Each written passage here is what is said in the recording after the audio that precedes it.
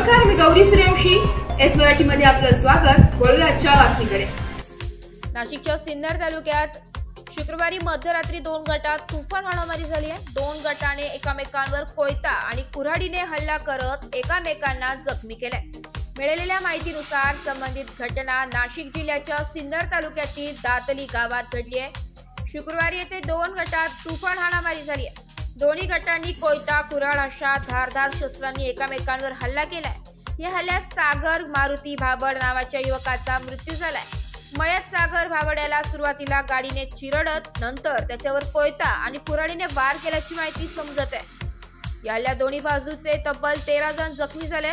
यातील 6 जणांची प्रकृती गंभीर आहे. नाशिकच्या सिन्नर तालुक्यात घडलेल्या या घटनेनं जिल्हा हादरलाय.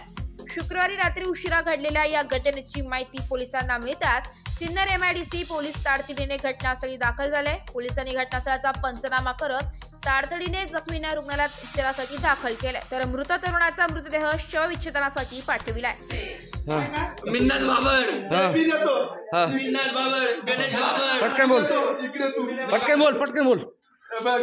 आमचे काही चुकी नसताना आम्ही तिथून निघून चाललो होतो. भांडण झालं. आमचा भाऊ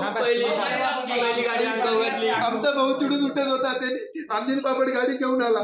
अनिल बाबडनी स्कॉर्पिओ अंगावर घातले, हँडब्रेक लावला. आम्ही गाडी लुटीत होतो. त्यांनी आले, आमच्या डोक्यात दांडे घातले. आम्हाला 50 जणांनी मारलं. त्याच्यात स्वती बाबड तिकून मिरची घेऊन आली. तिने आमच्या डोळ्यात मिरची फेकली आणि त्यांनी डोक्यात सागरभाऊच्या कोयते घालून डोक्याचा फुगा घालला.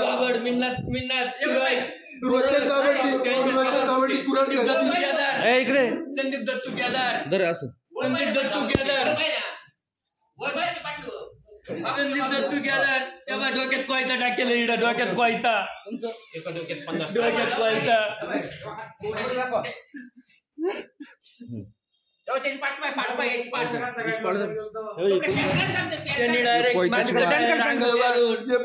कोयता टाकला. मागचं टायर अंगावर घालून डायरेक्ट डोकं तोडायला कोयत्यानी.